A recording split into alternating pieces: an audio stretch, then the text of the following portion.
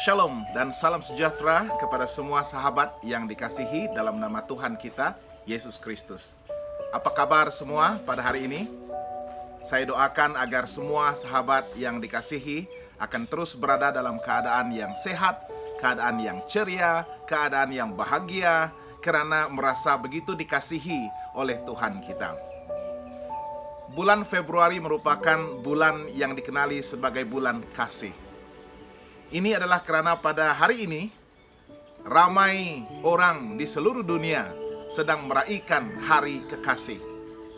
Hari kekasih di mana mereka harus menyatakan dan mengekspresikan kasih mereka antara satu sama lain.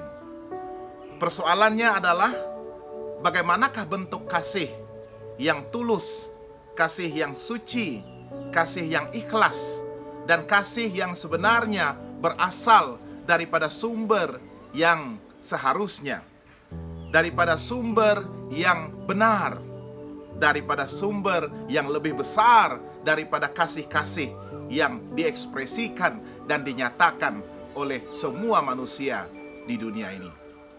Karena sumber kasih yang utama dan yang terutama adalah daripada Tuhan kita. Firman Tuhan mengatakan karena begitu besar kasih Allah kepada seluruh dunia ini, termasuklah engkau dan saya, maka Dia telah memberikan anaknya yang tunggal, yang begitu dikasihinya, Yesus Kristus, untuk memberikan, menyerahkan nyawanya untuk mati di kayu salib dan menanggung dosa seluruh umat manusia. Melalui kematiannya, Dia telah pun membayar hutang dosa kita.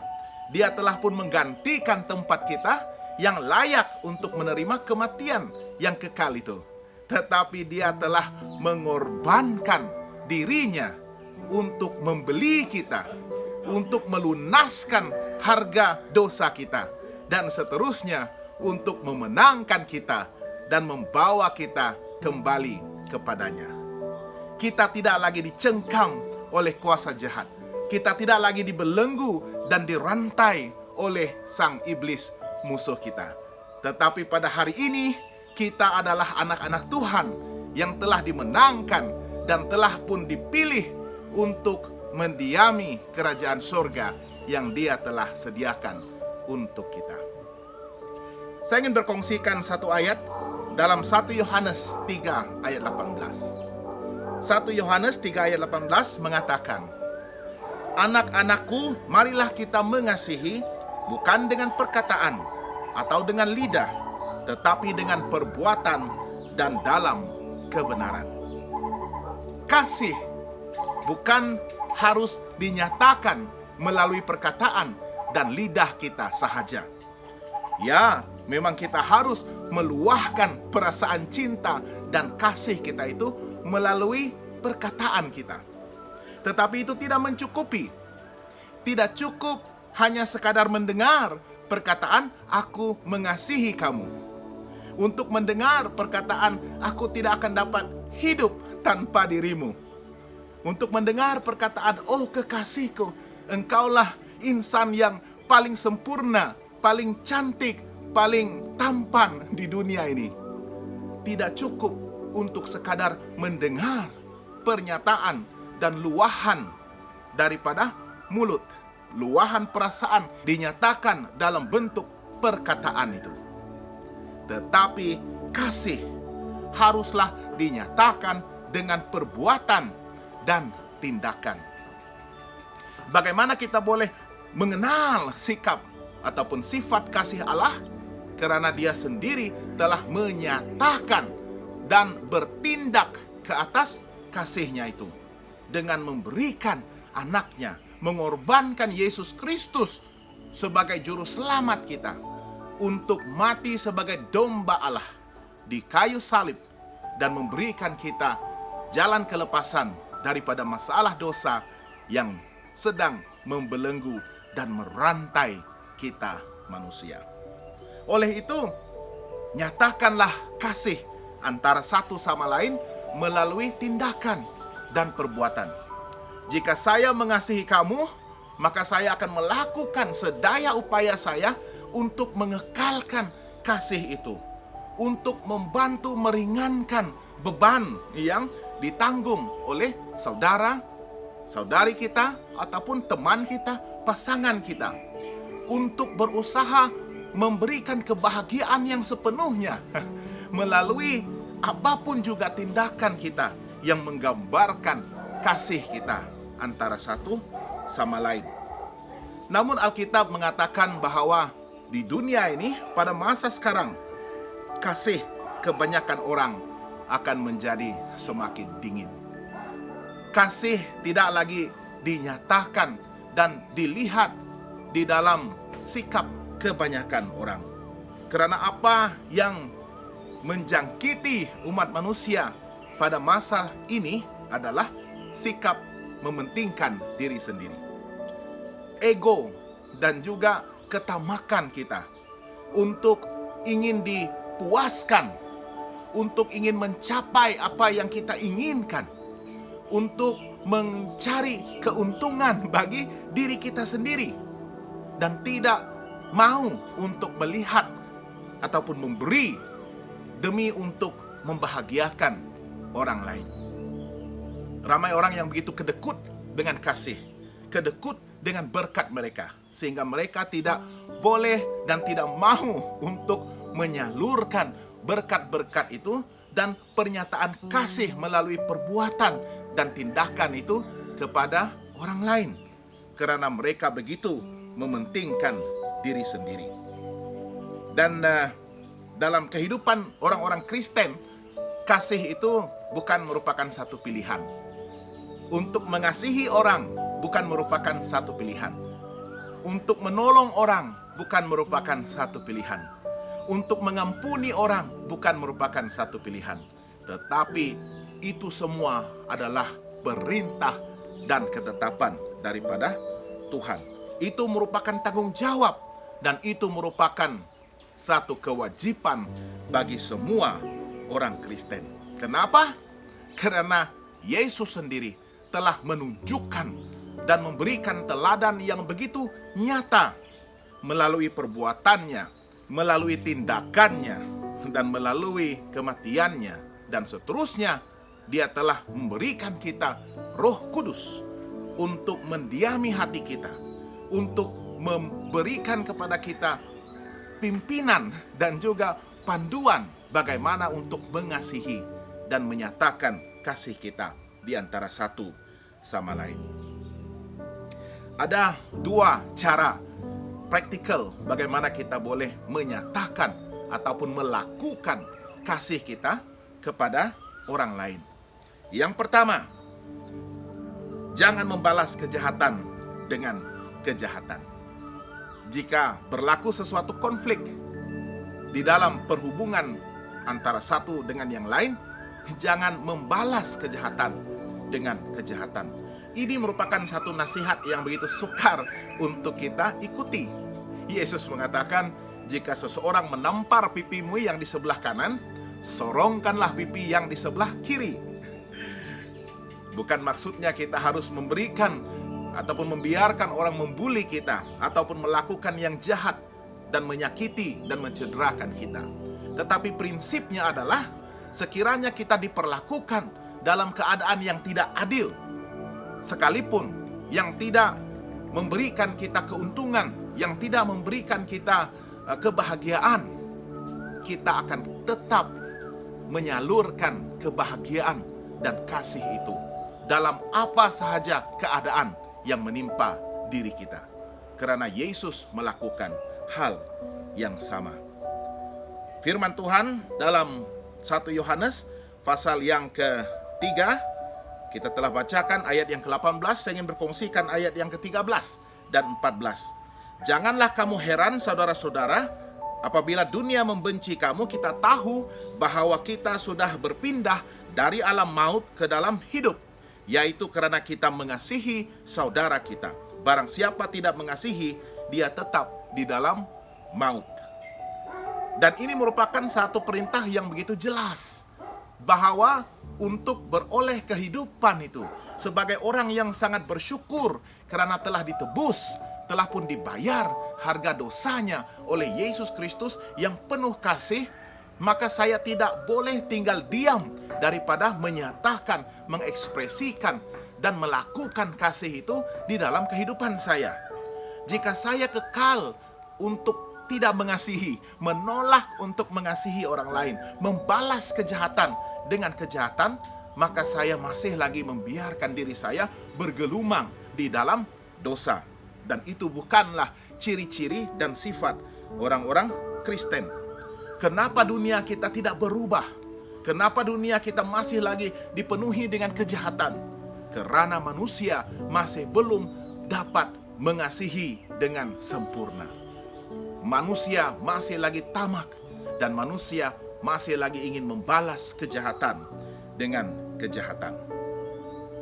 1 Tesalonika 5 ayat 15 mengatakan, supaya jangan ada orang yang membalas jahat dengan jahat, tetapi usahakanlah senantiasa yang baik terhadap kamu masing-masing dan terhadap semua orang. Jangan balas kejahatan dengan kejahatan, tetapi orang yang sudah tahu prinsip kasih itu dan percaya bahwa kasih akan menutupi segala dosa dan kejahatan, dan percaya bahwa tanggung jawab Kristiani saya adalah untuk melakukan dan menyatakan kasih dalam apa juga keadaan, maka kita akan berusaha dengan begitu gigih dan bersemangat untuk memastikan diri kita sendiri akan menjadi saluran kasih yang utama.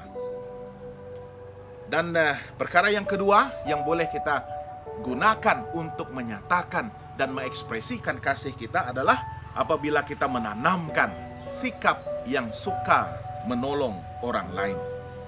Ayat yang ke-17 dalam 1 Yohanes 3 mengatakan, barang siapa mempunyai harta duniawi dan melihat saudaranya menderita kekurangan, tetapi menutup pintu hatinya terhadap saudaranya itu, bagaimanakah kasih Allah dapat tetap di dalam dirinya? Bayangkan, jika kita diberkati dengan lebih banyak, lebih berlimpah dengan apa yang kita miliki dan diberikan kepada kehidupan kita, maka tidak seharusnya lah kita untuk menjadi terlalu kedekut untuk berkongsikan kemurahan dan anugerah Tuhan itu dengan orang lain. Jangan kita membiarkan saudara-saudari kita yang berada di sekeliling kita menderita, karena kita mempunyai kemampuan untuk menolong mereka. Kita mempunyai kemampuan untuk meringankan beban dan penderitaan mereka, tetapi kita tidak lakukan itu. Kita menutup pintu hati belas kasihan kita dan kasih kita itu kepada saudara kita. Dan itu tidak menunjukkan bahwa kasih Allah itu telah pun melimpahi hati kita, telah pun memenuhi hati kita.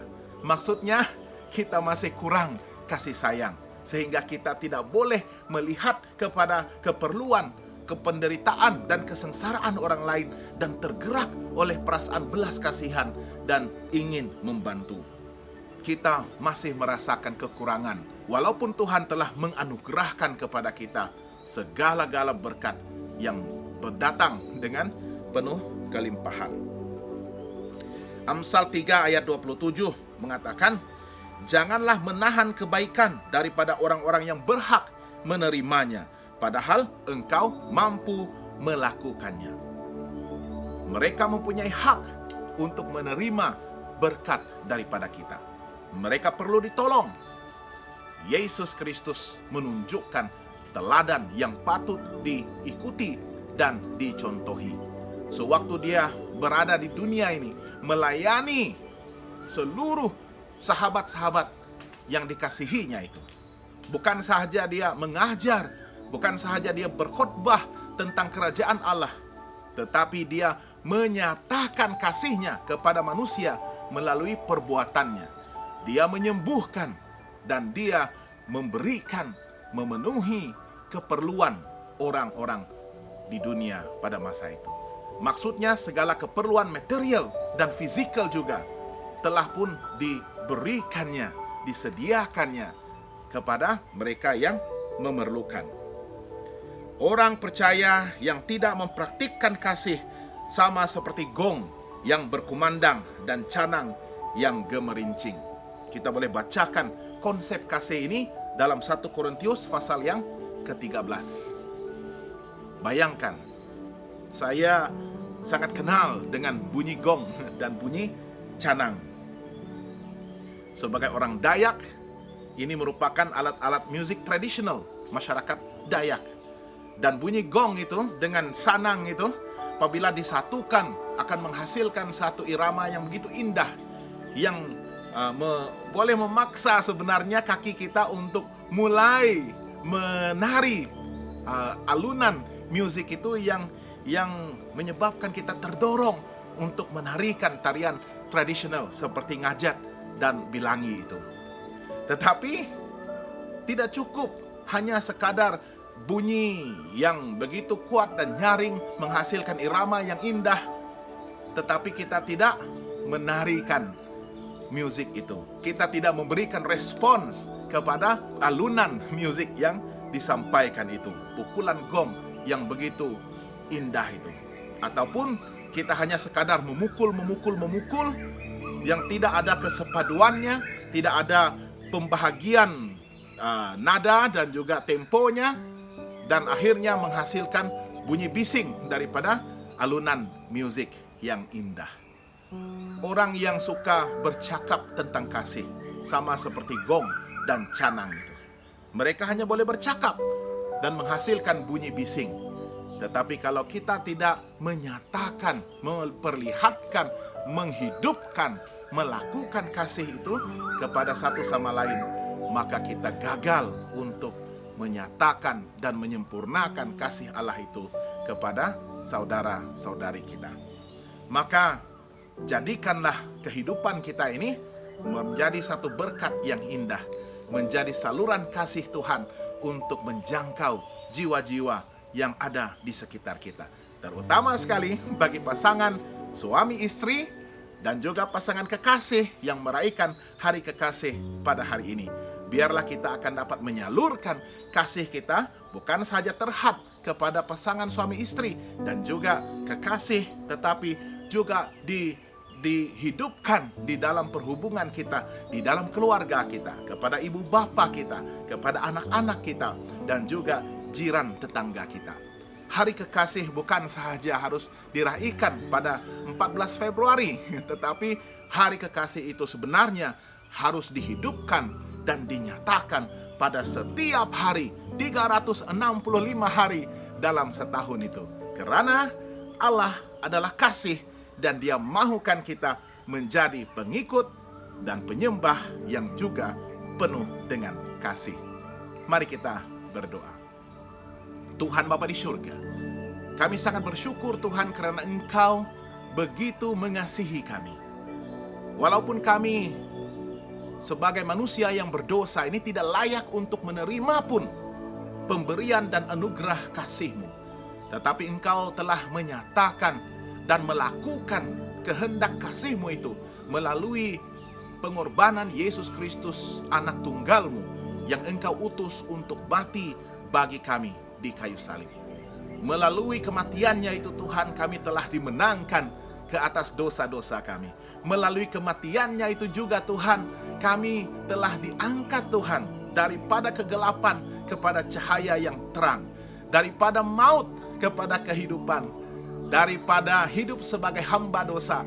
Sekarang kami adalah anak-anak Allah yang Tuhan begitu kasihi, sehingga Tuhan telah mempersiapkan kepada kami kerajaan surga yang akan kami diami bersama-sama dengan Engkau dan juga Yesus Kristus satu hari nanti apabila Dia akan datang untuk menjemput kami. Tetapi sementara itu Tuhan, tolong kami untuk saling menghidupkan kasih Tuhan di dalam kehidupan kami, untuk boleh melakukan dan menyatakan kasih itu bukan sahaja daripada perkataan dan lidah kami, tetapi kami akan melakukannya di dalam kehidupan kami, di dalam perhubungan kami, suami istri, pasangan kekasih, dalam hubungan kekeluargaan, ibu bapa, anak-anak, hubungan masyarakat kami dengan jiran tetangga kami, hubungan di dalam gereja Tuhan, antara anggota-anggota gereja, dan hubungan kami dengan orang lain juga di sekitar kami Tuhan. Tolong kami untuk boleh memperhatikan setiap keperluan, untuk memperhatikan setiap kesengsaraan dan penderitaan Tuhan, supaya kami akan tergerak oleh kasih dan mempunyai belas kasihan untuk bersimpati dan seterusnya melakukan yang terbaik untuk melegakan dan mengurangkan dan meringankan beban dan penderitaan yang sedang ditanggung oleh saudara-saudari kami. Tolong kami untuk menjadi saluran berkat Tuhan, saluran kasih yang utama bagi Tuhan untuk menjangkau jiwa-jiwa yang harus dikasihi dan harus memastikan bahwa mereka yakin dengan kasih Tuhan, karena kami memperlihatkan dan menunjukkan dan menghidupkan kasih Tuhan itu kepada semua mereka. Terima kasih Tuhan atas pemberian dan anugerah besar kasih Tuhan ini. Terima kasih karena kami juga boleh mengasihi antara satu sama lain. Berkati semua sahabat saya dimanapun mereka berada pada hari ini, di mana mereka juga meraihkan kasih Tuhan dan meraihkan kasih kepada satu dengan yang lain. Terima kasih karena Engkau mendengar dan menjawab doa kami. Semua ini kami mohon dalam nama Yesus Kristus Tuhan dan Juru Selamat kami. Amin. Sekian saja untuk kali ini. Semoga kita bertemu lagi. Tuhan memberkati.